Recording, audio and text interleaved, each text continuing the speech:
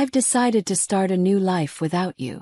The words hung in the air of the upscale restaurant where we'd gathered to celebrate my daughter's college graduation.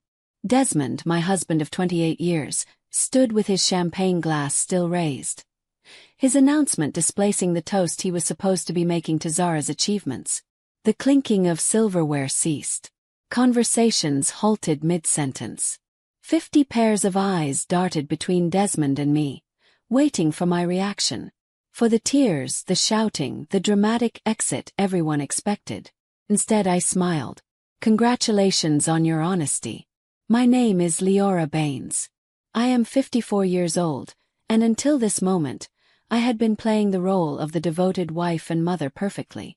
I put my own career aspirations on hold to support Desmond through 3 business ventures, 2 career changes, and countless finding himself phases. I raised our brilliant daughter Zara, who sat beside me now, her graduation cap still perched on her head, her expression frozen in horror. From the corner of my eye, I could see Sienna Cale, Desmond's much younger girlfriend, shifting uncomfortably at the back table where she sat with people I had considered friends for decades. The same friends who apparently knew about the affair but never thought to tell me. The same Sienna who had attended our Christmas parties, who had once called me for advice about her career. With practiced calm, I reached into my handbag and pulled out a sealed cream-colored envelope. I placed it gently beside Desmond's plate.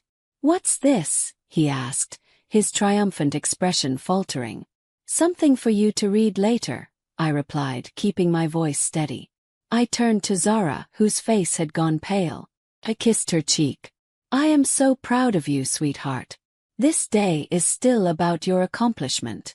Then I stood, smoothed my dress, and addressed our stunned guests. "Please enjoy your meal. I wish you all a lovely afternoon." With that, I walked out of the restaurant, my head held high, feeling 50 pairs of eyes following me. The heavy door swung shut behind me, cutting off the beginning of anxious murmurs. Outside, the Savannah summer heat hit me like a wall, but I welcomed it. For the first time in years, I could breathe freely. Behind me, I heard the restaurant door open and slam shut, followed by Desmond's voice, no longer confident but high-pitched and frantic. "Leora, what the hell is this? What have you done?" I kept walking, allowing myself a small smile. The envelope I'd handed him contained the beginning of my revenge, one I'd been meticulously planning for months. I had always been the practical one in our marriage. While Desmond dreamed big and took risks, I maintained the stability our family needed. I was the one who saved for Zara's education when Desmond invested unwisely in his friend's restaurant venture. I was the one who worked extra hours as a finance manager at El Carta Corporation when his midlife crisis led him to quit his stable position to follow his passion selling handcrafted furniture. A passion that lasted approximately 6 months before he grew bored. My own dreams, opening a financial consultancy for women, were perpetually on hold. After Zara graduates, I told myself. After Desmond finds stability. 3 months ago, I noticed discrepancies in our joint accounts. Small transfers to an account I didn't recognize. Having spent 20 years managing our family finances, these irregularities stood out like red flags. I could have confronted Desmond immediately, but something held me back. Perhaps it was intuition. Or perhaps it was the growing distance between us over the past year. Instead, I began quietly investigating. What I discovered was worse than I imagined. Desmond had been systematically moving funds to a separate account for over a year. He had also been taking Sienna to expensive restaurants, purchasing jewelry, and looking at beachfront property, all while telling me we needed to tighten our belts for retirement. Then came the text messages I discovered when Desmond left his phone unlocked. Messages about their new life together. Messages about how he was finally breaking free. Messages about their plans for the day after Zara's graduation, the day he had chosen to make his grand exit from our marriage. What Desmond had forgotten, or perhaps never fully grasped, was that I had been a financial professional for 30 years. I understood money trails. I knew how to trace assets. And most importantly, I remembered the prenuptial agreement we had signed 28 years ago when I had more family money than he did. The agreement he had insisted upon, ironically, to protect his future earnings, contained a fidelity clause that would prove to be his undoing. While Desmond plotted his escape with Sienna, I was building my case. I consulted with attorneys. I documented every hidden transfer. I gathered evidence of their affair. I prepared divorce papers. I timed everything perfectly, knowing Desmond would want to wait until after Zara's graduation to avoid ruining her big day. What he didn't expect was that I would serve the divorce papers the morning of the graduation before his planned announcement. But with the papers still safely hidden in court records not yet accessible to him, what Desmond didn't know was that I was always 3 steps ahead. I didn't return to the restaurant. Instead, I drove to our home, a spacious colonial in Savannah's historic district that we had purchased 15 years ago. The house that Desmond had already promised to Sienna, according to text messages that he didn't realize I had seen. I parked in the driveway and calmly entered what had been our shared space for over a decade. Everything looked the same. The family photos on the walls, the antique grandfather clock that had been my father's, the worn leather couch where Desmond and I had once dreamed of our future together. Yet everything had changed. I went upstairs to the master bedroom and opened the closet. Desmond's clothing was already packed in suitcases, hidden in the back, ready for his planned departure tomorrow. I smiled at his predictability. He had always been meticulous about clothing, but careless about the important things. My phone buzzed incessantly with messages from friends at the restaurant, from Zara, even from Desmond's sister Leona, who had flown in for the graduation. I responded only to my daughter. "Okay. This isn't your burden to carry. Enjoy your graduation day. We'll talk tonight. Love you." I had protected Zara from the truth for months, not wanting to overshadow her final semester with family drama. She would be angry that I hadn't told her, but I knew she would understand eventually. Zara had inherited my practicality along with her father's charisma, a powerful combination that had helped her graduate with honors. 3 hours later, I heard Desmond's car in the driveway. The front door slammed open. "Leora!" he shouted, his voice echoing through the house. "Where are you?" I was sitting in the living room, calmly reviewing documents on my laptop. I closed it as he stormed in. His face flushed with anger, the envelope clutched in his hand. "What is the meaning of this?" he demanded, waving the papers. "You served me with divorce papers today of all days." "I thought it aligned nicely with your plans," I replied calmly. "You wanted to start your new life. I'm simply helping facilitate the transition. You had no right to." "I had every right," I interrupted, my voice steady. "Just as you had every right to choose Sienna. We all make choices, Desmond. The prenup expired years ago," he said, his voice suddenly smug. "Any lawyer will tell you that." I allowed myself a small smile. "Actually, it didn't. Section 12 specifically states that the fidelity clause remains in effect for the duration of the marriage. Your lawyer should have explained that to you." "Oh wait, you didn't consult one, did you?" The color drained from his face as reality sank in. The prenup he had insisted upon to protect his potential wealth would now cost him everything. The house, the vacation property in Wilmington, his portion of our retirement accounts. His grand gesture at the restaurant had just become the most expensive announcement of his life. "You can't do this to me," Desmond said, collapsing onto the couch. "We built this life together and you chose to end it," I replied, though not in the way you planned. Desmond's phone buzzed persistently in his pocket. He glanced at it, then ignored it. Sienna, no doubt wondering where he was and why he wasn't following their carefully orchestrated plan. "You've always been calculating, Leora. But this is cold," he said, trying a different approach. "What about our history? 28 years together means nothing." I studied him. This man I had loved for nearly 3 decades. The man who had held my hand through 2 miscarriages before we had Zara. The man who had once surprised me with a weekend trip to Asheville for our 10th anniversary. When had he changed? Or had he always been this person, and I had been too devoted to notice? "Our history meant everything to me," I answered truthfully. "That's why your betrayal hurt so deeply. His expression softened momentarily, perhaps seeing an opening. Then maybe we can fix this. I made a mistake. People make mistakes. This wasn't a mistake, Desmond. This was a calculated plan spanning more than a year. You systematically moved our money. You looked at property with her. You planned to announce our separation publicly to humiliate me. His face hardened again. You're exaggerating. Am I? I picked up my phone, opened the recording app, and played his own voice. After the graduation, I'll tell her it's over. Public setting is better. She won't make a scene in front of everyone. Then Sienna's voice. And she has no idea about the money. Desmond again. Leora trusts me completely. That's her weakness. The blood drained from his face. You recorded our conversations. Desmond stammered. That's illegal. Not in Georgia when one party consents, I replied. And not when it's in your own home. I didn't record your private moments with Sienna. I'm not cruel. Just the conversations about your plans to defraud me. Desmond stood suddenly agitated. I need to make some calls. Of course, I said. Your attorney might be a good start. I'll be staying at Leona's tonight. Leona's, he sputtered. My sister's house. He nodded. She's quite upset with you, actually.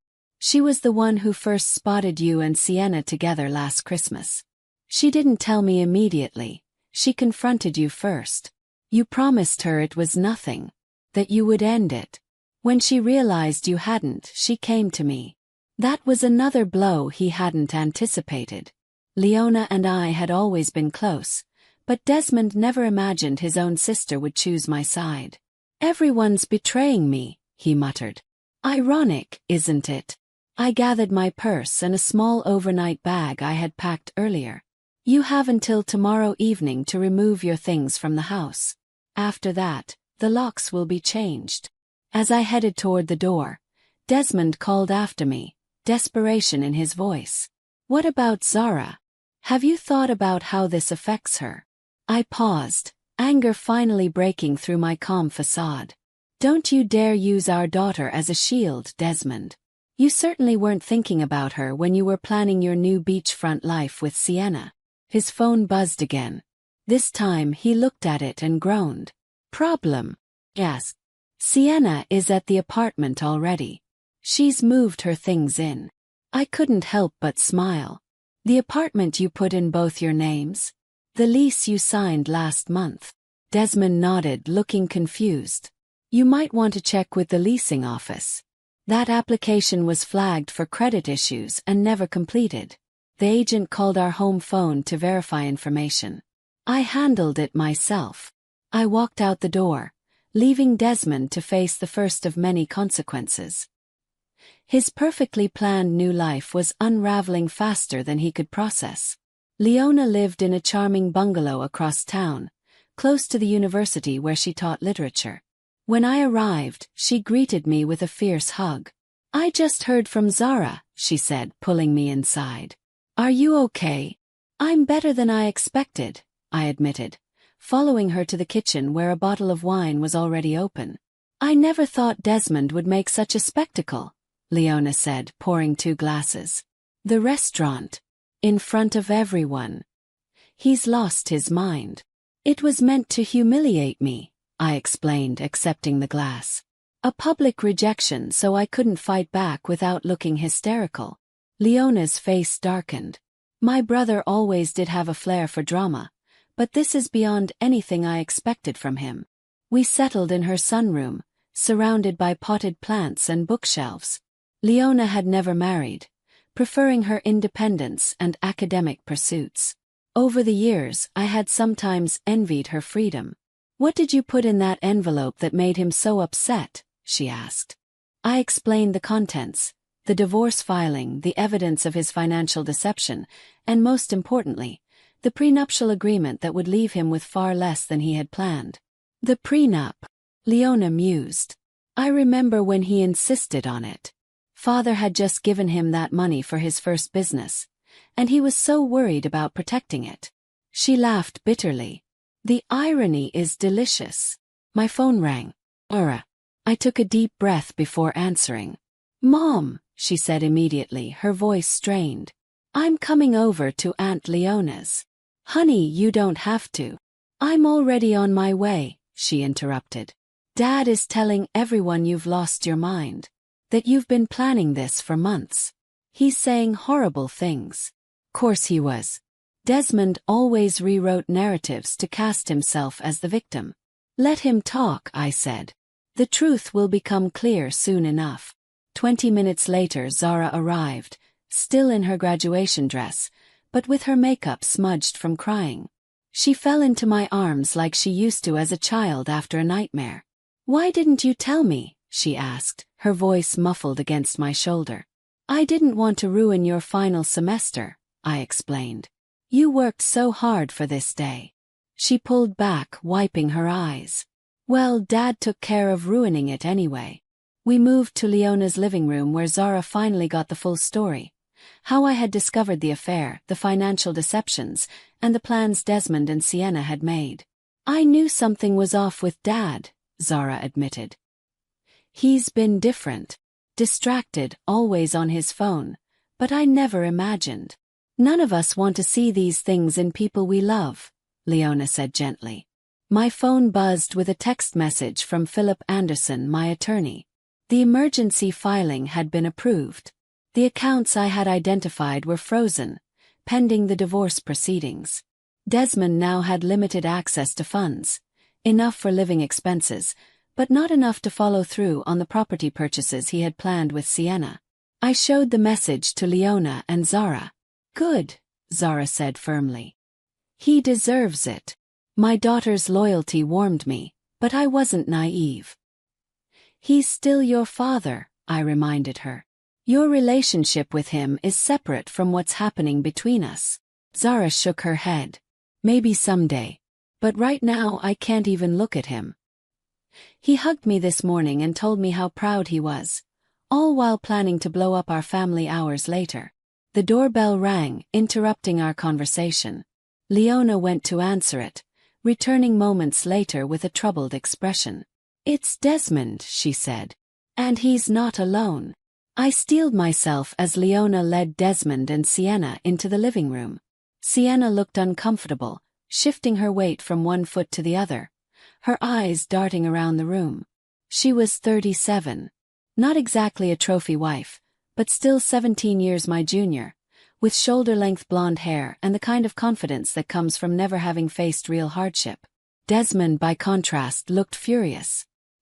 His earlier desperation had hardened into rage. "Leora, you need to stop this insanity," he said, his tone clipped. "Unfreeze the accounts. We can discuss this like reasonable adults." Zara stood up, placing herself slightly in front of me. "Maybe you should have tried being reasonable before announcing to everyone that you were leaving Mom." Desmond's eyes widened, as if just noticing our daughter. "Zara, this doesn't involve you." "Doesn't involve me?" she echoed incredulously. "You blew up our family on my graduation day, and it doesn't involve me?" Sienna touched Desmond's arm. "Des, maybe we should go." He shook her off. "No, I'm not leaving until Leora agrees to be rational about this." Leona folded her arms. "My sister-in-law seems to be the only rational person in this scenario. You're the one who created this mess, Desmond." I remained seated, watching the drama unfold. For years, I had been the peacemaker, the one who smoothed over conflicts and kept everyone happy.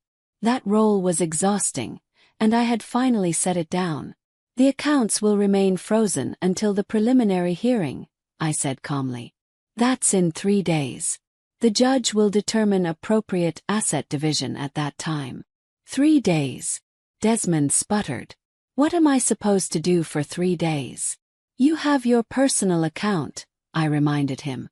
"The one you've been funneling money into for the past year. That should be sufficient." Sienna's head whipped toward Desmond. "You have a separate account. With how much in it?" An interesting dynamic was emerging. Clearly, Desmond hadn't been entirely forthcoming with her either. He ignored the question. "This is vindictive, Leora. This isn't like you."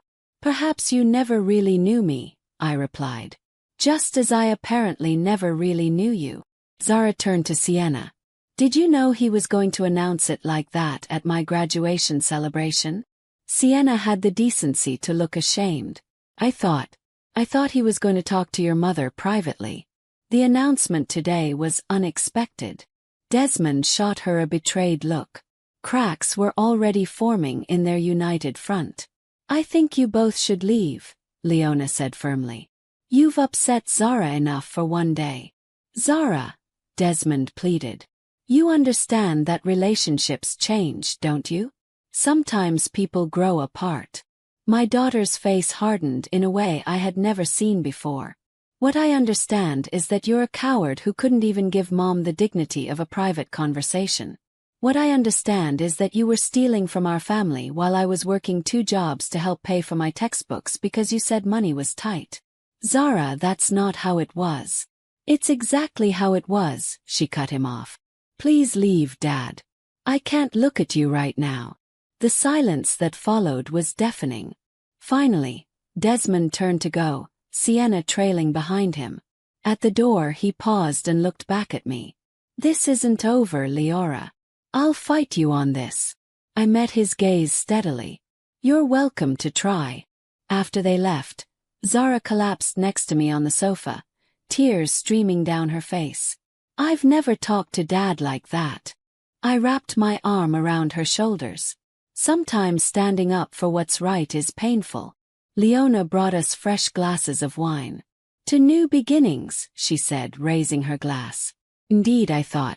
This ending was just the beginning of something new.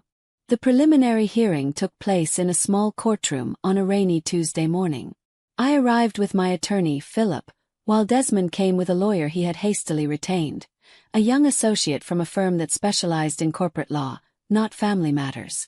Desmond's poor choice of representation was yet another consequence of his rushed planning. The judge, an older woman with sharp eyes and no patience for dramatics, reviewed the prenuptial agreement carefully. This document appears to be in order, she said, looking over her reading glasses. Do you contest its validity? The young lawyer cleared his throat. Your Honor, we believe the agreement has expired due to the length of time that has passed. Section 18 clearly states that the duration is for the term of the marriage plus any legal proceedings resulting from its dissolution, the judge read aloud. There is no expiration date indicated. Desmond leaned forward to whisper urgently to his lawyer, who looked increasingly uncomfortable. Furthermore, the judge continued, the evidence of systematic fund transfers appears to violate the financial disclosure requirements in Section 23. She shuffled through the papers, then looked up. I am ruling to maintain the freeze on joint accounts pending full financial discovery. Mr. Bain's personal account will remain accessible to him. The family home will remain in Mrs. Bain's possession during proceedings, as stipulated in the prenuptial agreement's infidelity clause. Desmond's face flushed dark red. This is outrageous, he muttered. The judge fixed him with a stern look. Mr. Baines, I suggest you review the agreement you signed more carefully. This court will reconvene in 30 days for the full hearing after discovery is complete. As we left the courtroom, Desmond caught up to me in the hallway. Leora, please. We need to talk about this reasonably. 28 years together has to count for something. It counted for everything, I replied. Until you decided it didn't. I walked away, leaving him standing alone in the courthouse corridor, the weight of his choices finally beginning to sink in. Word spread quickly through our social circle.